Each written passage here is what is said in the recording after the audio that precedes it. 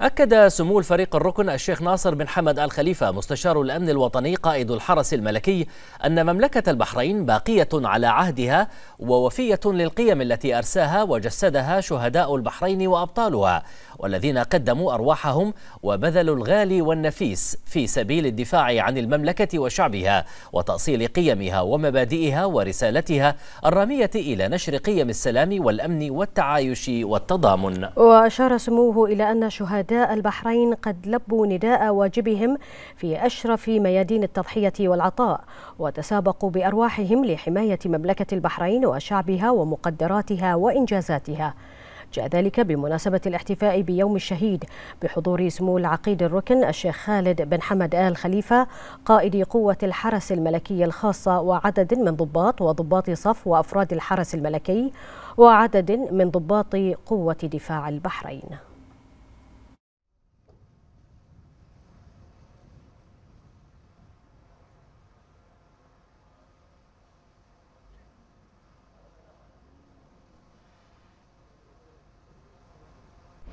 سلام سيدي سمو قائد الحرس الملكي، سلام.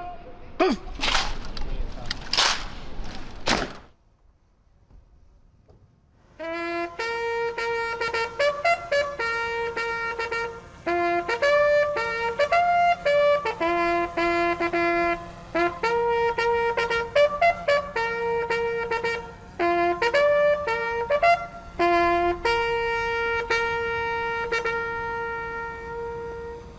حرس جبهات صح، جبهات صح،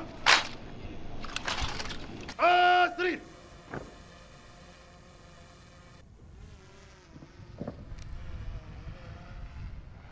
بسم الله الرحمن الرحيم، والصلاة والسلام على خاتم الأنبياء والمرسلين نبينا محمد وعلى آله وصحبه أجمعين. سيدي سمو الفريق الركن الشيخ ناصر بن حمد آل خليفة مستشار الأمن الوطني قائد الحرس الملكي، إخواني ضباط، الأخوة الحضور، السلام عليكم ورحمة الله وبركاته. خير ما نبدأ به حفلنا هذا آيات من الذكر الحكيم يتلوها على مسامعنا الرغيب أفضل عبد الله.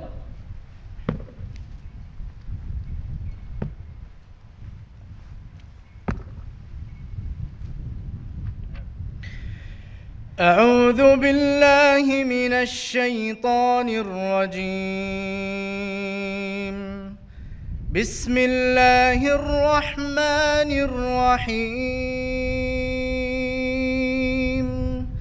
ولا تحسبن الذين قتلوا في سبيل الله أمواتاً بل أحياء عند ربهم يرزقون فرحين بما آتاهم الله من فضله ويستبشرون بالذين لم يلحقوا بهم من خلفهم ألا خوف عليهم ولا هم يحزنون يستبشرون بنعمة من الله وفضل وأن الله لا يضيع أجر المؤمنين. صدق الله العظيم. حرس طاهي.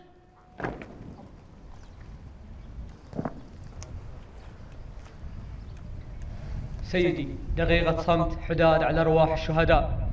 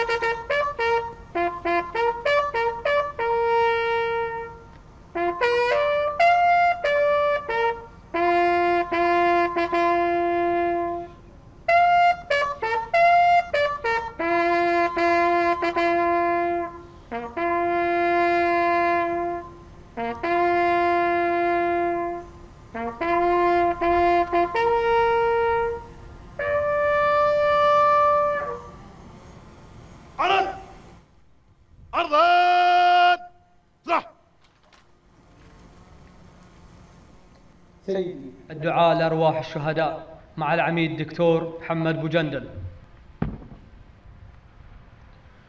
اللهم ارحم شهداءنا الأبرار. اللهم ارحم شهداءنا الأبرار. اللهم ارحم شهداءنا الأبرار. اللهم اغفر لنا ولهم واعف عنا وعنهم وأكرم نزلهم ووسع مدخلهم واغسلهم بالماء والثلج والبرد ونقهم من الذنوب والخطايا كما ينقى الثوب الأبيض من الدنس. اللهم وارحمنا إذا صرنا إلى ما صاروا إليه. اللهم ابدلهم دارا خيرا من دارهم وأهلا خيرا من أهلهم وزوجا خيرا من زوجهم. اللهم اغفر لنا ولهم برحمتك يا أرحم الراحمين. وصلى الله وسلم وبارك على نبينا محمد وعلى آله وصحبه وسلم أجمعين. حرس جنبان صح كفان صح.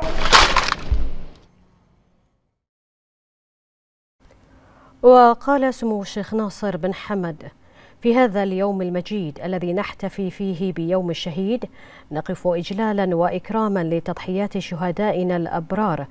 إن هذه المناسبة الغالية على قلوبنا تجسد قيم الوفاء والاعتزاز ببطولات أبناء البحرين الذين رسخوا معنى الولاء والانتماء لمملكتنا الغالية. وستظل تضحيات الشهداء محفورة في ذاكرة الوطن وصفحات تاريخه، وستكون مصدر إلهام لنا جميعا لمواصلة مسيرة العطاء والبناء، مستلهمين من شجاعتهم القوة والعزيمة لتحقيق رفعة البحرين وازدهارها.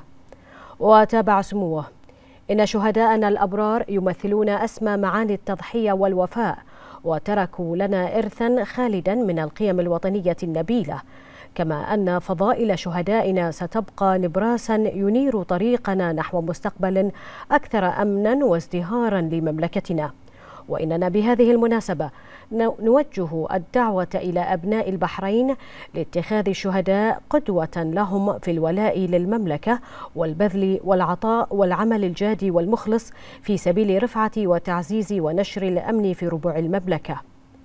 وأشار سمو الشيخ ناصر بن حمد أن يوم الشهيد مناسبة هامة لتجديد التعبير عن التقدير لأسر الشهداء الأبرار والالتزام برعايتهم وفاء لتضحيات أبنائهم الذين ضحوا بأرواحهم وقدموها فداء للمملكة وشعبها.